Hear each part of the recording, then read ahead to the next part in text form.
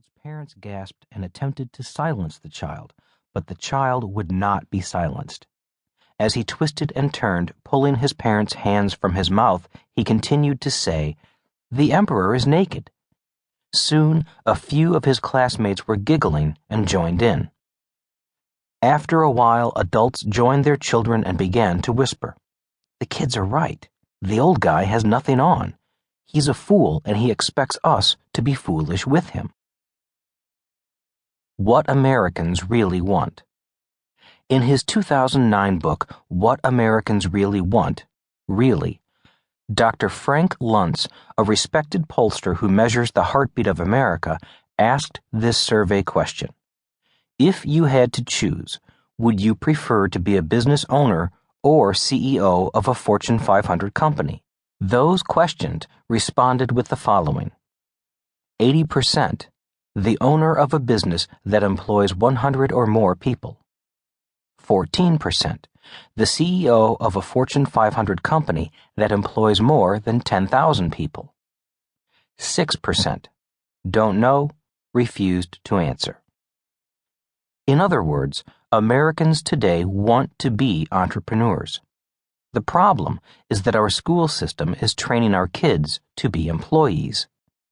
This is why school teachers and many parents continue to say, "Go to school to get a good, high-paying job." Few parents or teachers are saying, "Go to school to learn to create good, high-paying jobs." There is a tremendous difference between the skill sets of an employee and the skill sets of an entrepreneur. The skills required to be an entrepreneur are not taught in most schools. Dr. Luntz found that over 70% of full-time corporate employees are considering or have considered starting their own businesses. Many people dream of becoming entrepreneurs, but few will take the leap of faith. The lack of financial education is the primary reason why most people will remain employees. Without a financial education, most employees are terrified of losing their job, not having a steady paycheck, or simply failing. Financial education and the transformation it delivers are essential for entrepreneurs. Forget MBAs. Dr. Luntz goes on to state, so how to equip a generation of Americans for success in entrepreneurship? Forget about MBAs. Most business schools teach you how to be successful in a big corporation rather than start your own company. But starting something from scratch and nurturing it as it grows is where our country has been at its strongest and most innovative. Killing the American Dream. Americans have always wanted to be entrepreneurs.